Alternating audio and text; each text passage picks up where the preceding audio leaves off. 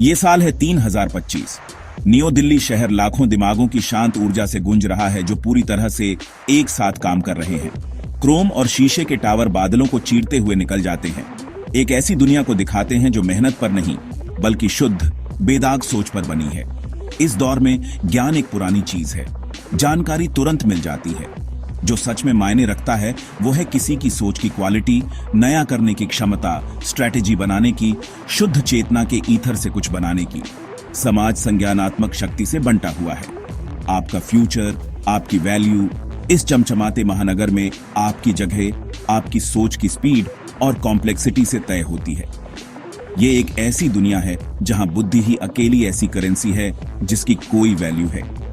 इस नई दुनिया के दिल में है माइंड कोर चिप। जन्म के समय ही लगाई गई बायोटेक्नोलॉजी का ये छोटा सा टुकड़ा दिमाग की भूल भुलैया में बच्चे का गाइड है। ये फैक्ट्स सीखने का टूल नहीं है, ये बुद्धि के लिए एक ट्रेनर है। ये चिप न्यूरल पाथवेज को मॉनिटर करती है, रिफाइन करती है और बढ़ाती है। बच्चों को ये सिखाती है कि कैसे सोचना है, क्या सोचना है ये नहीं। ये उनकी लॉजिक को तेज करती है, उनकी क्रिएटिविटी को गहरा करती है और एब्स्ट्रैक्ट रीजनिंग के लिए उनकी क्षमता को अनलॉक करती है। माइंड कोर एक सफल जीवन की कुंजी है, वही नींव जिस पर एक इंसान अपना अस्तित्व बनाता है। इसके बिना एक बच्चे को अधूरा माना जाता है। एक परफेक्ट डिजाइन में एक सिस्टम एरर। शिक्षा प्रणाली को इस टेक्नोलॉजी के हिसाब से पूरी तरह से नया रूप दिया गया है। क्लासरूम लेक्चर और किताबों से नहीं भरे होते बल्कि कॉम्प्लेक्स कॉग्निटिव सिमुलेशन से भरे होते हैं। बच्चों को असंभव प्रॉब्लम दिए जाते हैं, ऐसे विरोधाभास जो सिंपल लॉजिक को धता बताते हैं और ऐसे एथिकल डिलेमा जिनके कोई साफ जवाब नहीं होते। उनके माइंड कोर उनके सोचने के प्रोसेस को रिकॉर्ड करते हैं, हर डिसीजन का एनालिसिस करते हैं, हर क्रिएटिव लीप का, हर हिचकिचाहट के पल का। उनके स्कोर सही जवाब देने पर बेस्ट नहीं होते बल्कि उस मानसिक जर्नी की एलिगेंस और एफिशिएंसी पर बेस्ड होते हैं जो उन्होंने एक निष्कर्ष पर पहुंचने के लिए की थी।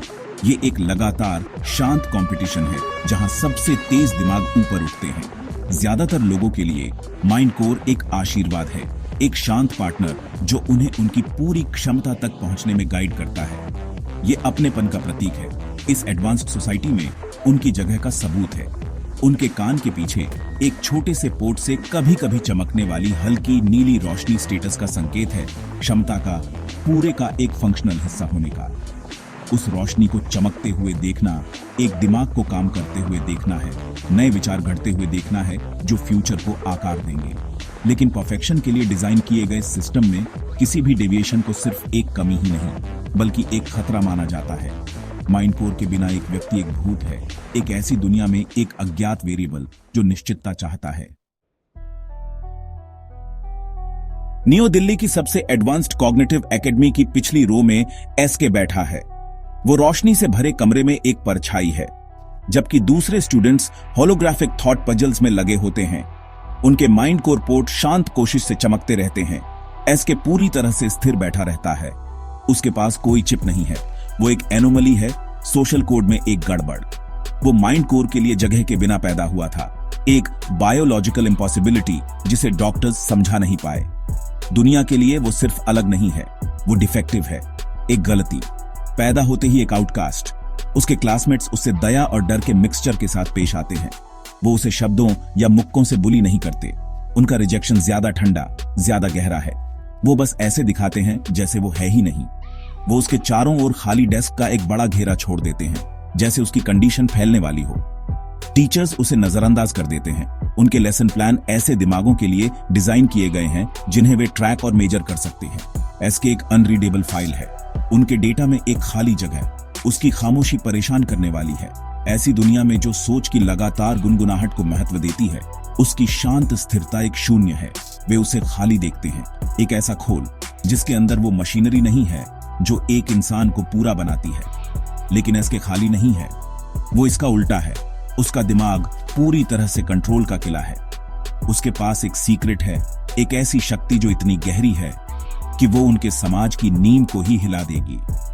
वो इसे थॉट ब्रेकर कहता है। जबकि दूसरे अपनी सोच को विकसित और पोषित करते हैं, एसके उन्हें बुझा सकता है। वो दूसरे व्यक्ति के दिमाग में पहुंच सकता है, उनके विचारों को पढ़ने के लिए नहीं बल्कि उन्हें शुरू होने से पहले ही रोकने के लिए। वो इरादे और एक्शन के बीच के कनेक्शन को तोड़ सकता है, एक विचार की चिंगारी को ही मिटा सकता है। ये एक डरावनी और अकेली शक्ति है, एक हथियार जिसे उसने उदासीनता के मास्क के पीछे छिपाना सीख लिया है। उसका अस्तित्व एक विरोधाभास है। एक ऐसी दुनिया में जो सोच की शक्ति के प्रति जुनूनी है, उसके पास उस पर अंतिम शक्ति है। वो एक इंसान की गहरी मान्यताओं, उनकी सबसे प्यारी यादों, उनके अस्तित्व के कारण को भी एक सिंगल शांत कमांड से मिटा सकता है। उसकी इसी क्षमता के कारण वे सच में उससे डरते हैं। ये इसलिए नहीं है कि वो टूटा हुआ है, बल्कि इसलिए है कि उन्हें एक आदिम स्तर पर यह महसूस होता है कि वो कुछ ज्यादा है। वे उसके बारे में कहानियां फुसफुसाते हैं, उन स्टूडेंट्स की अफवाहें जो उसे चुनौती देते थे और खाली आंखों के साथ चले जाते थे।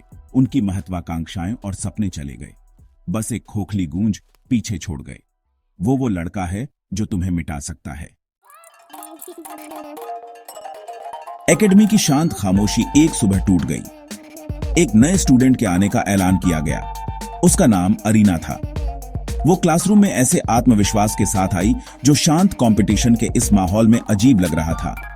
उसकी आंखें कमरे को स्कैन कर रही थीं, स्टूडेंट्स के झुंडों पर से गुजरती हुई, जब तक कि वे पीछे की खाली जगह पर नहीं रुकी। वे एसके पर रुकी। टीचर घबराई हुई सामने एक सीट का सुझाव दिया, लेकिन अरीना ने उसे अनदेखा कर दिया। वो गलियारे में नीचे चली। उसके कदमों की आवाज अकेली आवाज थी और एसके के ठीक बगल वाली डेस्क पर बैठ गई। कमरे में एक सामूहिक शांत फुसफुसाहट फैल गई। अरीना दूसरों जैसी नहीं थी। उसने एसके को डर या दया से नहीं देखा, उसने उसे जिज्ञासा से देखा। उसके कान के पीछे उसका अपना माइंड कोर पोर्ट एक स्थिर शानदार रोशनी से चमक रहा था, जो एक असाधारण शक्ति वाले दिमाग का संकेत था। फिर भी उसने कोई अहंकार नहीं दिखाया। वो उसकी ओर मुड़ी। उसका एक्सप्रेशन खुला और सीधा था। वे तुम्हारे चारों ओर बहुत जगह छोड़ते हैं, उसने कहा। उसकी आवाज साफ और शांत थी। ये घर की सबसे अच्छी सीट है, लेकिन कोई इसे नहीं चाहता। क्यों? एसके शांत रहा। उसकी नजरें आगे टिकी हुई थीं। उसकी ढालें मजबूती से जगह पर थीं। उसे नजरअंदाज किए जाने की आदत थी, लेकिन यह सीधा ध्यान एक नया खतरा था। दिन सिमुलेशन के धुंधलके में बीत गया। अरीना ने उत्कृष्ट प्रदर्शन किया। उसका दिमाग कॉम्प्लेक्स प्रॉब्लम से आसानी से नाचता हुआ गुजरा, लेकिन हर एक्सरसाइज के बीच वो एसके की ओर मुड़ती थी। उसने जोर नहीं दिया या टोका नहीं, लेकिन उसकी मौजूदगी उसकी रक्षा के खिलाफ एक लगातार कोमल दबाव थी। उसने देखा कि कैसे हर कोई उससे नजरें चुराता था, कैसे हवा भारी हो जाती थी जब वो अपनी सीट पर हिलता था। उसने एक गलती नहीं, बल्कि एक रहस्य देखा। वो एक पहेली सॉल्वर थी, और इसके सबसे कॉम्प्लेक्स पहेली थी जो उसने कभी देखी थी। वो अफवाहों से नहीं डरती थी, वो उनसे इंट्रिग्ड थी। दिन के अंत में जब स्टूडेंट्स बाहर निकल रहे थे, अरीना वहीं रुकी रही। उसने एसके को देखा, अपना सिर झुकाकर। वे तुमसे डरते हैं, उसने कहा, सवाल के रूप में नहीं, बल्कि एक फैक्ट के रूप में। वे तुम्हें एक मॉन्स्टर की तरह देखते हैं, लेकिन तुम मॉन्स्टर जैसे नहीं दिखते। एसके ने आखिरकार अपना सिर घुमाया। उसकी गहरी आंखें पहली बार उससे मिली। हवा में अचानक तनाव फैल गया। उसने उसकी नजर में कोई जजमेंट नहीं देखा, केवल समझने की एक सच्ची अटूट इच्छा। अपनी जिंदगी में पहली बार कोई उसे देख रहा था, उसके आर पार नहीं, और ये उसे किसी भी खतरे से ज्यादा डरा रहा था। वे मुझसे क्यों डरते हैं? एसके की आवाज धीमी थी, इस्तेमाल न की हुई, जैसे जंग लगी चाबी ताले में घूम रही हो। उसका बोलने का इरादा नहीं था, लेकिन उसकी लगातार जिज्ञासा ने उसकी खामोशी को तोड़ दिया था। यह इसलिए नहीं है कि मेरे पास माइंड कोर नहीं है, यह इसलिए है कि मेरे पास उसकी जगह क्या है। अरीना और पास झुकी। उसका अपना शक्तिशाली दिमाग उसके सामने की पहेली को समझने की कोशिश कर रहा था। खाली क्लासरूम में माहौल भारी हो गया, एक ऐसे रहस्य के बोझ से भरा जो सब कुछ खोल सकता था। उसने हवा में एक हल्की सी धड़कन महसूस की। उसके बगल में बैठे लड़के से निकल रही एक अजीब ऊर्जा। ये सोच नहीं थी, ये उसकी अनुपस्थिति थी। बताओ, उसने फुसफुसाया। उसकी आवाज मुश्किल से सुनाई दे रही थी। एसके ने उसकी आंखों में देखा। उसका एक्सप्रेशन अनरीडेबल था, एक खतरनाक गहराई पर एक शांत समुद्र। उनके दिमाग सोच की नींव पर बने हैं। हर मेमोरी, हर महत्वाकांक्षा, उनका हर हिस्सा एक सोच है। मैं उस नींव को तोड़ सकता हूं। वो रुका, शब्दों को अंदर जाने दिया। मैं किसी के दिमाग में पहुंच सकता हूं और उस एक सोच को ढूंढ सकता हूं जो उन्हें परिभाषित करती है, उनके अस्तित्व का कारण। और मैं उसे मिटा सकता हूँ, उसकी मेमोरी को नहीं, खुद सोच को। मैं उसे शुरू होने से पहले ही रोक सकता हूँ। इसे थॉट ब्रेकर कहते हैं। अरीना की रीढ़ में एक सिहरन दौड़ गई, लेकिन ये डर से नहीं थी, ये विस्मय से थी। इसके मायने चौंकाने वाले थे। एक व्यक्ति की मूल प्रेरणा को मिटाना उन्हें मिटाना था, उन्हें एक खोखले बर्तन के रूप में छोड़ना था। ये समझ से परे एक शक्ति थी, एक ऐसी ईश्वरीय क्षमता जो एक ऐसे लड़के के अंदर छिपी थी जिसे दुनिया टूटा हुआ मानती थी। उसे आखिरकार समझ आया कि वो किस गहरे आदिम डर को प्रेरित करता था। ये अस्तित्वहीनता का डर था, अपनी आत्मा को बंद कर दिए जाने का डर। उसने उसके हाथों को देखा, डेस्क पर शांति से रखे हुए, और सोचा कि ऐसी शक्ति का इस्तेमाल करने के लिए कितना इमेंस कंट्रोल चाहिए होगा। उसकी जिज्ञासा अब पहले से कहीं ज्यादा चमक रही थी, किसी भी खतरे की भावना को ढंक रही थी। उसके कौन था? उसे ऐसी क्षमता कैसे मिली? क्या वो एक प्राकृतिक विकास था, टेक्नोलॉजी से भरी दुनिया की प्रतिक्रिया, या कुछ और ही? उनके बीच एक नई भावना की चमक उठी, पूरी तरह से रोमांस नहीं, बल्कि इस खतरनाक रहस्य उद्घाटन के दायरे में बना एक गहरा कनेक्शन। क्या तुम मुझे दिखा सकते हो? अरीना ने पूछा। उसकी आवाज नरम लेकिन दृढ़ थी। एसके का एक्सप्रेशन थोड़ा गहरा हो गया, उसकी आंखों में एक तूफान उमड़ रहा था। माइंड कोर के बिना लड़के का रहस्य अभी शुरू ही हुआ था, और अरीना को पूरी निश्चितता के साथ ये पता था कि उसे ही इसे सुलझाना था।